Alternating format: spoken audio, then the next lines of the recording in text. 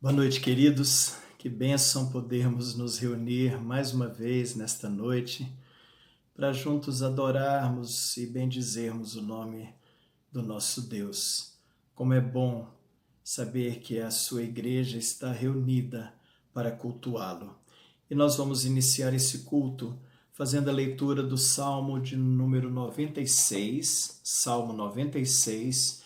Nós leremos os versículos 1 a 6. Salmo 96, versículos 1 a 6. E a palavra do Senhor nos diz assim: Cantai ao Senhor um cântico novo. Cantai ao Senhor todas as terras. Cantai ao Senhor, bendizei o seu nome. Proclamai a sua salvação dia após dia. Anunciai entre as nações a sua glória, entre todos os povos as suas maravilhas. Porque grande é o Senhor e muito digno de ser louvado, temível mais que todos os deuses, porque todos os deuses dos povos não passam de ídolos. O Senhor, porém, fez os céus. Glória e majestade estão diante dele, força e formosura no seu santuário. Nós podemos, queridos, a cada dia cantar um cântico novo ao Senhor. Esse Deus soberano, esse Deus poderoso, esse Deus que nos ama tanto, esse Deus que tem cuidado a cada dia de nós. E nós estamos aqui para adorá-lo, para bendizê-lo, para glorificá-lo. Vamos orar. Nós adoramos ao Senhor, Pai, na beleza da tua santidade. Nós glorificamos o nome santo do Senhor. Nós podemos sim cantar um cântico novo a cada dia, Pai, porque o Senhor é bom, porque as misericórdias do Senhor duram para sempre, porque o Senhor tem derramado da tua graça sobre nós dia após dia. Nós te glorificamos, Pai, porque o Senhor é o único Deus existente, o Criador de todas as coisas. Pai, nós estamos aqui reunidos como igreja para prestar culto ao Senhor, porque nós reconhecemos o Deus que o Senhor é. Nós reconhecemos, Pai, tudo que o Senhor tem feito por cada um de nós. Portanto, nós te louvamos, nós te bendizemos. Só o Senhor é merecedor de toda honra, de toda glória e de todo louvor. E nós oramos, meu Pai, em nome de Jesus. Amém e amém. Continuando a nossa leitura, queridos, a partir do versículo 7 do Salmo 96, a palavra do Senhor nos diz assim: Tributai ao Senhor, ó famílias dos povos, tributai ao Senhor glória e força. Tributai ao Senhor a glória devida ao seu nome. Trazei oferendas e entrai nos seus átrios. Adorai o Senhor na beleza da sua santidade. Tremei diante dele todas as terras. Nós adoramos o Senhor, queridos, na beleza da sua santidade. O nosso Deus é um Deus santo e o nosso Deus requer de nós santidade. E se tem algo, queridos, que nos afasta da comunhão com o Senhor e de uma vida de santidade, é o pecado.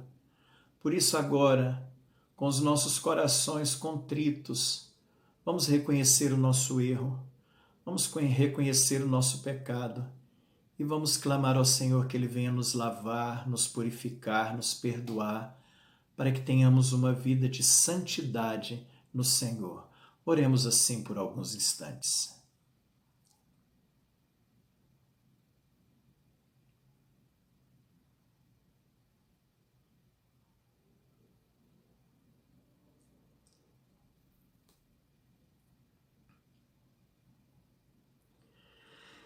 Pai, a tua palavra nos diz que o Senhor é um Deus santo, separado de todo mal, de todo pecado.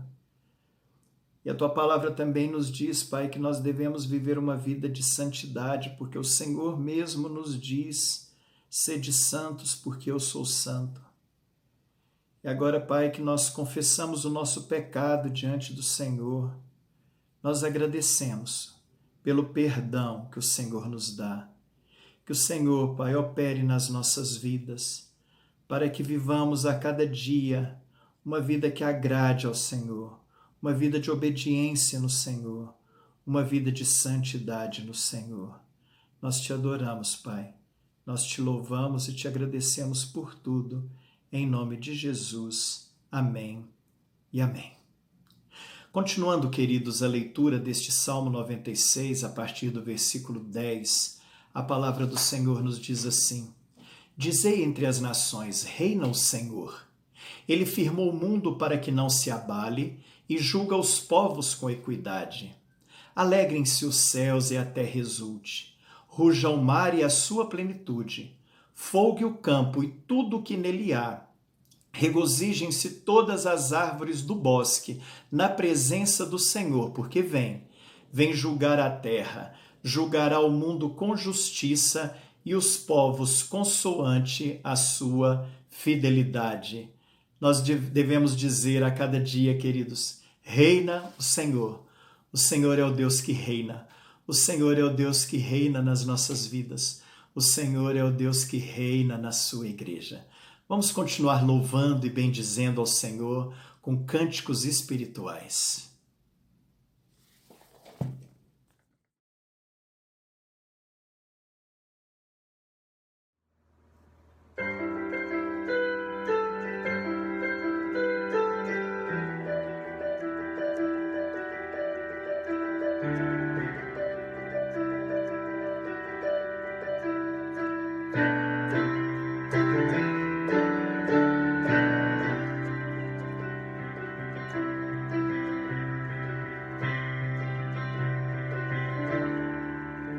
É o teu povo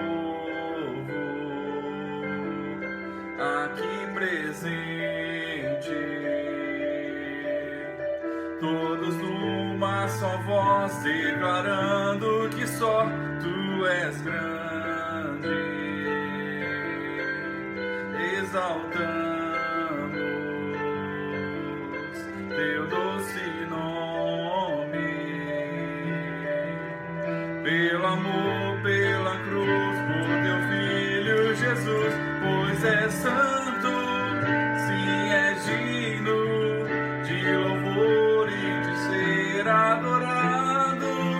És bondoso, Pai querido, sobre todas as coisas, tu és verdadeiro Senhor. Isso é o teu povo aqui presente, todos numa só voz declarando que só tu és grande,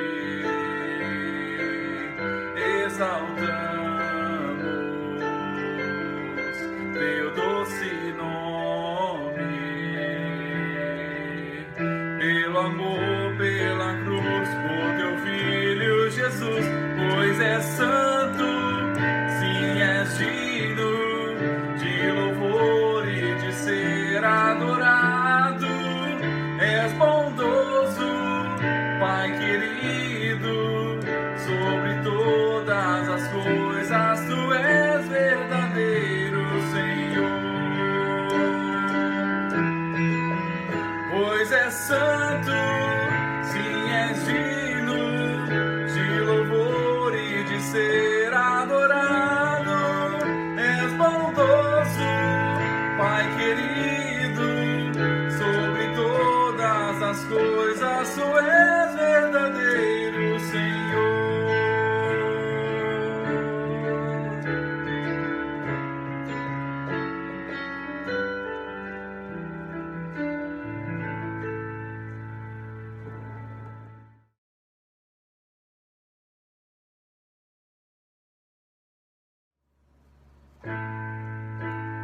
Perto quero estar,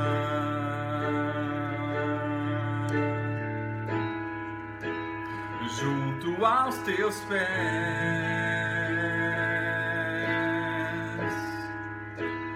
pois prazer maior não há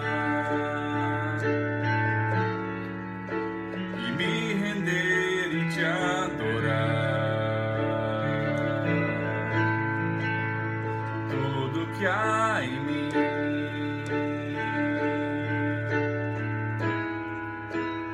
quero te ofertar,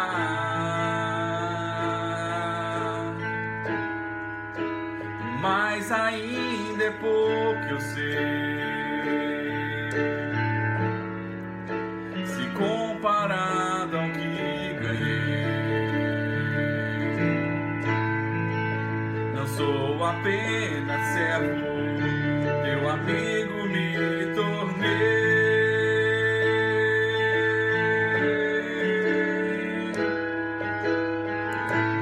Te louvarei, não importam as circunstâncias, adorarei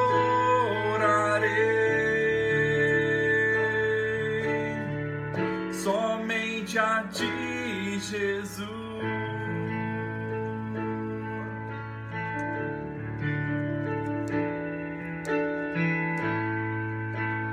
Perto quero estar,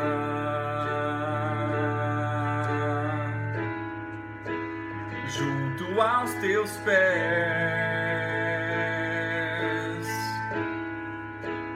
pois prazer maior não há que me render e te adorar. Tudo que há em mim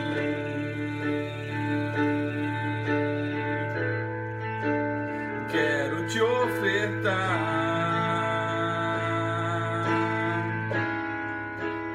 mas ainda é pouco, eu sei, se comparado ao que ganhei. Não sou apenas servo, teu amigo me tornei.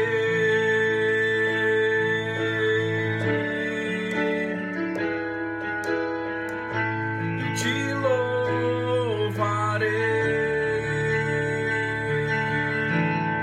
não importam as circunstâncias, adorarei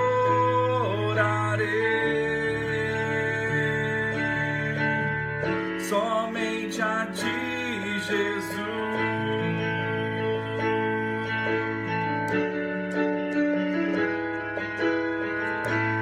Te louvarei, não importam as circunstâncias, adorarei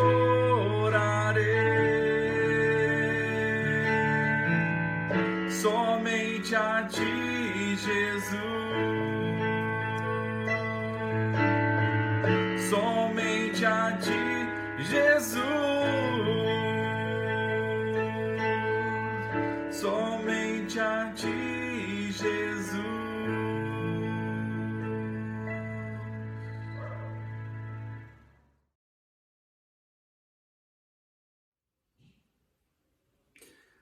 Hoje nós vamos meditar a primeira carta de Pedro, no capítulo 1, a partir do verso de número 22 até 25.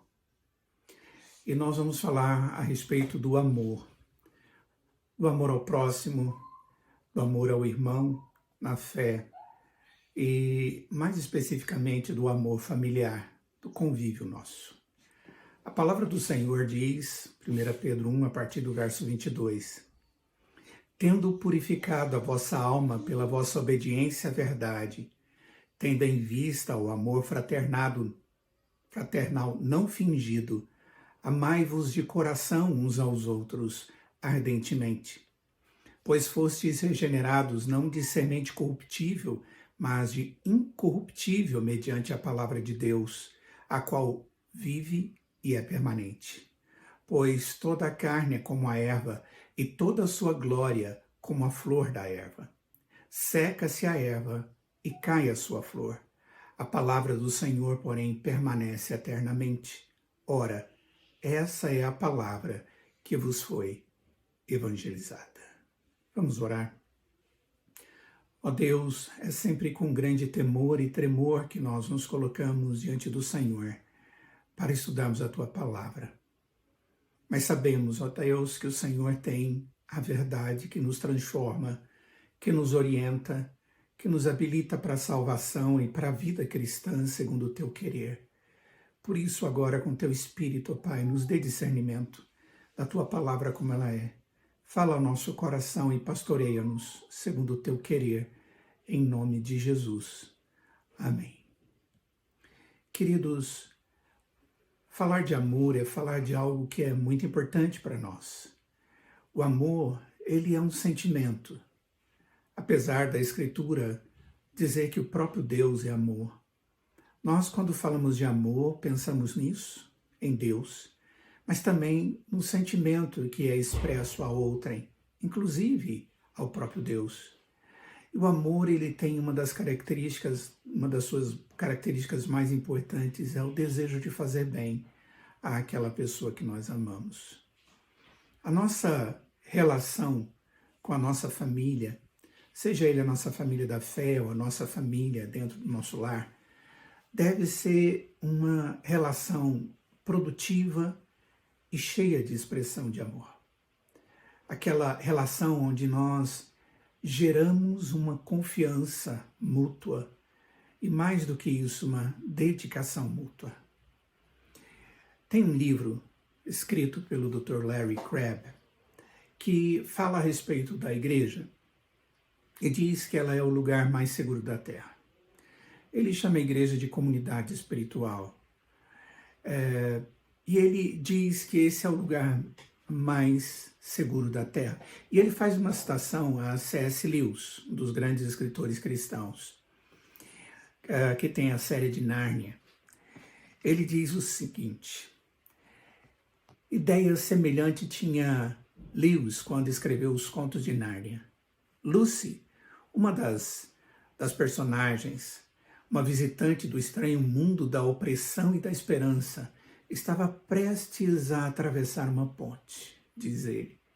Mas o grande leão Aslan, que ali simboliza Deus, lhe atribuía ou obstruía o caminho.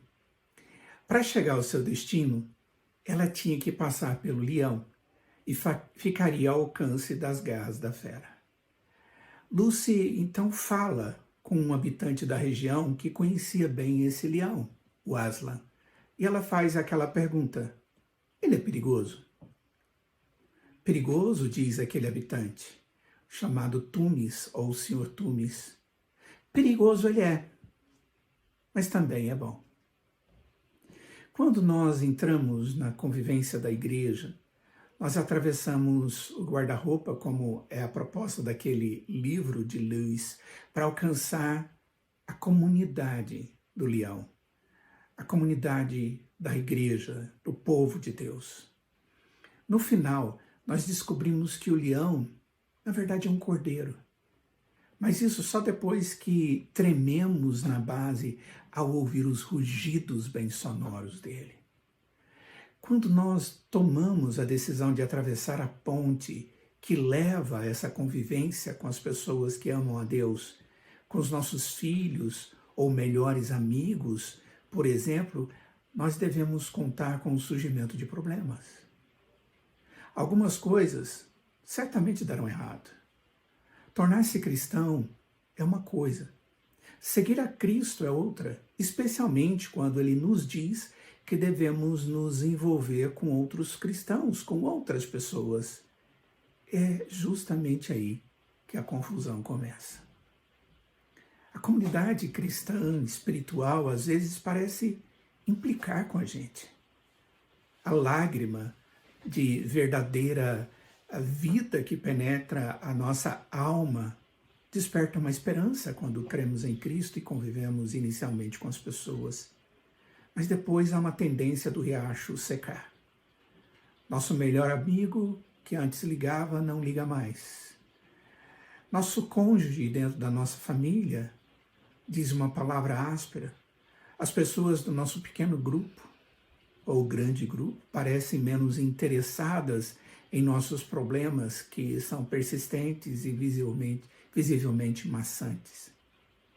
E aí a gente começa a viver uma gangorra, que ora nos leva a odiar esses problemas, ora a odiar a nós mesmos.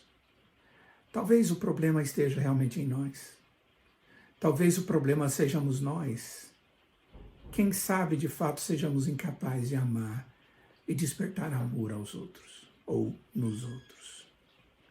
Esse é um quadro realista e deve promover uma busca da expressão da glória divina de Deus na nossa vida e no meio daqueles que nós amamos. Cremos que o caminho mais curto e único para vivermos mudanças da realidade que vivemos até aqui nas nossas relações começam a partir de nós mesmos. Isso quando nós aprendemos a amar, na medida em que fomos amados por Deus. Você há de convir comigo que nós vivemos num mundo de muitas trocas. Nós trocamos experiências uns com os outros, fazemos favores uns aos outros, compartilhamos alegrias, sentimentos, contudo, a relação cristã cheia de amor, apesar de também existir troca, segundo a orientação de Deus, ela se dá de uma maneira diferente. É uma relação onde o que eu dou, ou o que se dá, não é necessariamente o que se recebe. Foi assim que Cristo agiu. O que nós vamos ver nesse texto é Pedro falando a respeito de como viver e da necessidade de vivermos o verdadeiro amor cristão. E isso é consequência da nossa comunhão com o Deus da nossa salvação, que nos amou anteriormente. E agora essa comunhão com Deus se reflete numa comunhão abençoadora com as outras pessoas. Sejam pessoas do círculo cristão na igreja, seja a minha família dentro de casa. O contexto dessa carta é muito interessante. É Pedro escrevendo para os crentes que estão na Ásia Menor, que haviam saído de suas casas, fugindo da perseguição contra os crentes promovida pelo imperador Nero. Do verso 1 ao verso 12, Pedro conduz a igreja a perceber a dimensão da graça que eles haviam experimentado em Cristo Jesus, o Cristo da sua salvação. E agora, diante disso, o que Pedro está fazendo é conduzir os crentes a uma vida consagrada a Deus, de santificação, baseada na ação de Deus neles individualmente. Pedro nos dará uma série de características do amor cristão. Parece que é exaustivo, mas a Escritura vai falar algumas coisas a mais. Contudo, algo bem esclarecedor e motivador, tudo isso que Pedro nos traz aqui. No verso 22, ele diz: tendo purificado a vossa alma pela vossa obediência à verdade, tendo em vista o amor fraternal não fingido, amai-vos de coração uns aos outros ardentemente.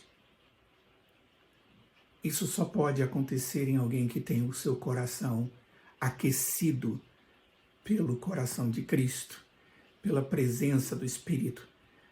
Percebe o amor de Deus para com ele. Como nós devemos amar? Como expressar esse amor às pessoas? Para com elas.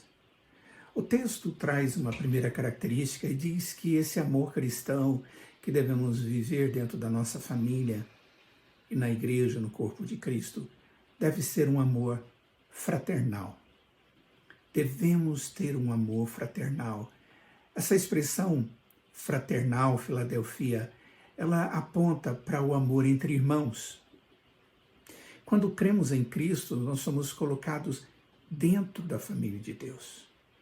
Quando uma família é formada, logo ela cresce, mas como família ela cresce. As outras pessoas que também foram alcançadas pela graça salvadora de Deus também foram resgatadas do individualismo egoísta que caracteriza a existência humana no pecado. E agora, como nós, somos todos colocados num novo tipo de existência, de convivência com as pessoas, como membros do povo de Deus, da família de Deus, onde cada um não deve ter em vista só aquilo que é propriamente seu, onde cada um não deve ter aquilo que é só para si, mas para os outros. Por isso se diz que o propósito real da nossa vida em Cristo é o amor fraternal. Bom, Jesus fala sobre a diferença entre fazer parte da casa como servo, escravo, a expressão ali é doulos, e como filho. Ele diz assim em João capítulo 8, verso 35 e 36, o escravo não fica sempre na casa, o filho sim, para sempre. Se, pois, o filho vos libertar, verdadeiramente sereis livres. Há uma diferença entre ser um escravo em uma casa e ser um filho da família. Um escravo, ele pode ser mandado embora a qualquer momento. O fato de que ele está em casa não garante uma relação com o dono daquela casa para sempre. Exatamente aqui está a diferença. Filhos ficam, servos não. Jesus está falando especificamente para aqueles que tinham crescido na terra de Israel. Eles tinham estado na casa do Senhor desde o seu nascimento. Eles eram membros do povo escolhido, a descendência de Abraão, o povo da aliança. Eles tinham a palavra de Deus e as promessas de Deus.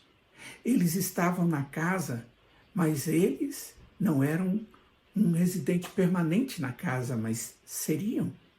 Chegaria um dia em que eles seriam expulsos. Eles precisavam parar de ser escravos e se tornarem filhos. Eu e você temos a mesma necessidade. O fato de você estar na igreja hoje, ou mesmo um membro de uma igreja, não é a garantia do seu relacionamento com o Senhor. Ser um membro da igreja não salva você, e nem a mim. Eu e você precisamos conhecer a Cristo. Precisamos conhecer a Jesus, porque conhecê-lo significa ser salvo e livre e ser feito da família de Deus. O que significa ser verdadeiramente livre? Jesus usa essa expressão. Na liberdade, não fazemos o que queremos fazer. Pela minha própria natureza, eu tenho desejos que vão contra o meu corpo.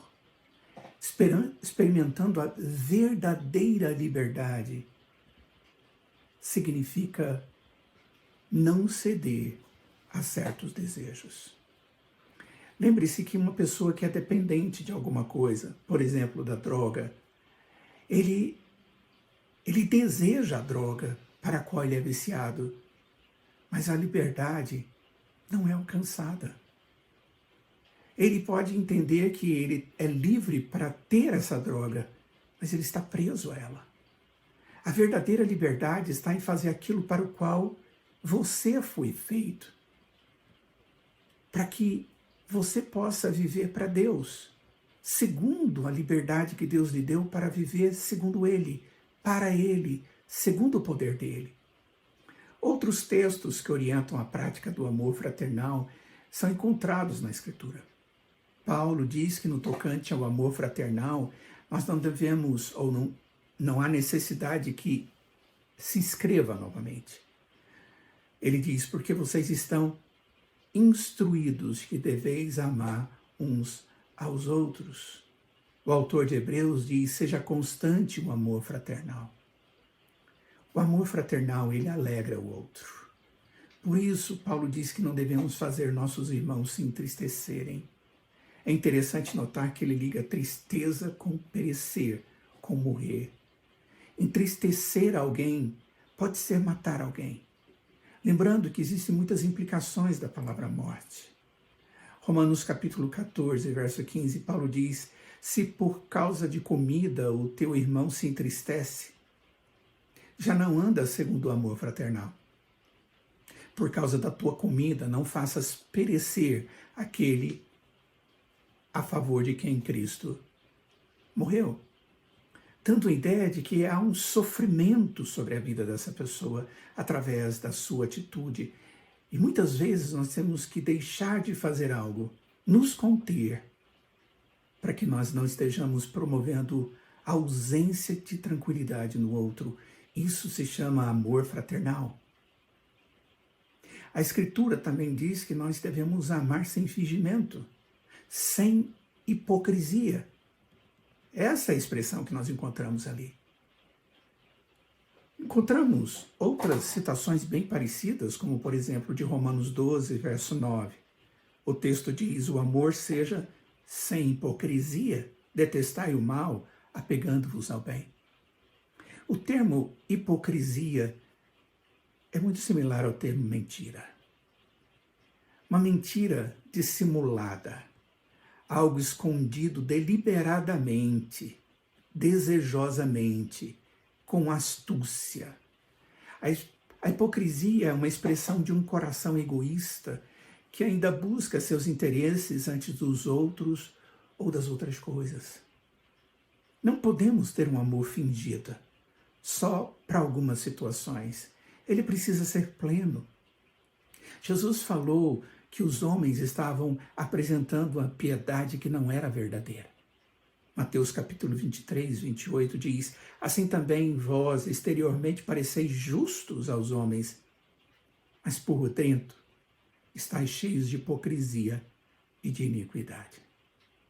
Na vida cristã, nós devemos amar os outros como somos e como estamos. Talvez assim também seremos amados. Precisamos deixar que Deus nos use, como também use a nossos irmãos para nos mudar, para nos aperfeiçoar mutuamente. Cuidado com aquelas expressões de justiça própria, onde você deixa de amar as pessoas por seu próprio juízo, contudo aparenta uma relação saudável. Isso acabará por destruir a ambos, a você e aos outros. O texto diz que o amor deve ser de coração. Amai-vos de coração, com sentimento, lá no fundo da alma. Em algumas passagens, a Escritura diz que o coração do homem promove pecado. Quando diz isso, refere-se à atividade do homem segundo as inclinações ainda comprometidas pelo pecado. Contudo, aqui o coração refere-se a um sentimento puro e verdadeiro. Enquanto a hipocrisia gera morte, o relacionamento segundo o coração é fonte de vida. Provérbios 4, 23 diz algo maravilhoso. Diz: sobretudo o que se deve guardar, guarda o coração, porque dele procedem as fontes da vida. O coração sábio edifica com palavras na hora da comunicação. O coração do sábio, diz Provérbios, é mestre de sua boca e aumenta a persuasão nos seus lábios. A relação que parte do coração amoroso até mesmo sofre junto, mas não tem problema. Em 2 Coríntios, Paulo diz no capítulo 7, verso 2, acolhei-nos em vosso coração, a ninguém tratai com injustiça, a ninguém corrompemos, a ninguém exploramos. Não falo para vos condenar, porque já vos tenho dito que estáis em nosso coração, para juntos morrermos e vivermos. Mas o texto diz que o amor também, que devemos ter uns para com os outros, deve ser um amor ardente. Amai-vos uns aos outros ardentemente. A expressão dá a ideia de força, vigor, intensidade, intencionalidade. O amor que Deus tem por nós é assim. Ele é deliberado. Ele resolveu nos amar, não porque nós convencemos a Deus, mas porque Ele quis nos amar. Jeremias, capítulo 31, verso 3, Deus diz: de longe se me deixou ver o Senhor, dizendo, com amor eterno eu te amei, por isso, com benignidade, te atraí. Além de ser deliberado, foi um amor intenso de Deus, demonstrado pelo sacrifício do seu Filho, que veio para nos abençoar. Porque Deus amou o mundo de tal maneira que deu o seu Filho unigênito para que todo aquele que nele crê não pereça, mas tenha a vida eterna. Pedro diz: tratai a todos com honra, amai os irmãos, temei a Deus, honrai o Rei. Amar a Deus e também a nós mesmos e aos outros com intensidade. O Senhor Jesus disse que nós devemos amar o Senhor. Ele diz: amarás o Senhor teu Deus de todo o teu coração. Mas ele diz: de toda a tua alma. E ele complementa: de todo o teu entendimento. Este é o grande e primeiro mandamento. O segundo, semelhante a este, é: amarás o teu próximo como a ti mesmo. Como podemos concluir tudo isso? Apesar de todas as dificuldades que encontramos em nossas relações, junto à comunidade cristã, sua igreja às vezes, junto aos seus familiares dentro da sua casa, a Bíblia nos adverte da necessidade de investirmos numa relação cheia de amor. Lembre-se, o problema pode estar em você, ou a solução pode estar sendo colocada por Deus para você. O amor é um instrumento poderosíssimo que temos para sermos instrumento de bênção uns para os outros, como também para aqueles que ainda não creram. Diz o Senhor Jesus: novo mandamento vos dou, que vos ameis uns aos outros, assim como eu vos amei, que também vos ameis uns aos outros. Nisto conhecerão todos que sois meus discípulos, se tiverdes amor uns aos outros. Queridos, é tempo de entendermos que os nossos relacionamentos, eles precisam ser aperfeiçoados. Permita que Deus, com a sua palavra, te ensine a aperfeiçoar os seus relacionamentos. Crises, problemas, desilusões, tristezas, sempre ocorrerão. Isso porque nós somos pecadores. Promoveremos isso nos outros e eles em nós. Mas a palavra de Deus diz que o modelo é o próprio Senhor, que sendo perfeito, resolveu amar. E Ele age a nosso favor. Ele cuida de nós para nos resgatar. Permita que Deus te use para ser instrumento de bênção na vida de outras pessoas, para resgatar outras pessoas e o seu relacionamento com elas. Que a graça de Deus nos habilite assim e que tudo seja para o louvor e a glória do Senhor. Vamos orar. Ó Deus, nós imploramos para que o Senhor, na sua infinita graça, esteja aperfeiçoando os nossos relacionamentos. Ó Deus, as pessoas vivem num mundo que o amor tem se esfriado cada vez mais, onde os interesses pessoais e individuais estão sobrepondo aos interesses dos outros, ao ponto das pessoas negligenciarem, ao ponto das pessoas, ó Pai, abusarem uns dos outros, ao ponto, ó Deus, de deixarem de olhar para o outro como o próximo. Não permita que isso esteja acontecendo no nosso coração, porque nós temos aprendido do Senhor o que significa amor e o seu valor, na medida em que o Senhor nos deu, e através do seu amor fomos salvos. E através do seu amor temos o seu Espírito. E através do seu amor temos contigo uma amizade eterna.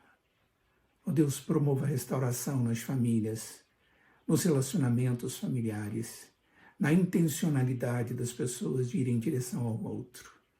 Tenha misericórdia de nós, ó Pai, e nos abençoe. Nós te pedimos isto em nome de Jesus. e imploramos que a graça do Senhor Jesus, que o amor de Deus o Pai, que a comunhão e a consolação do seu Santo Espírito esteja sobre nós hoje e sempre. Amém.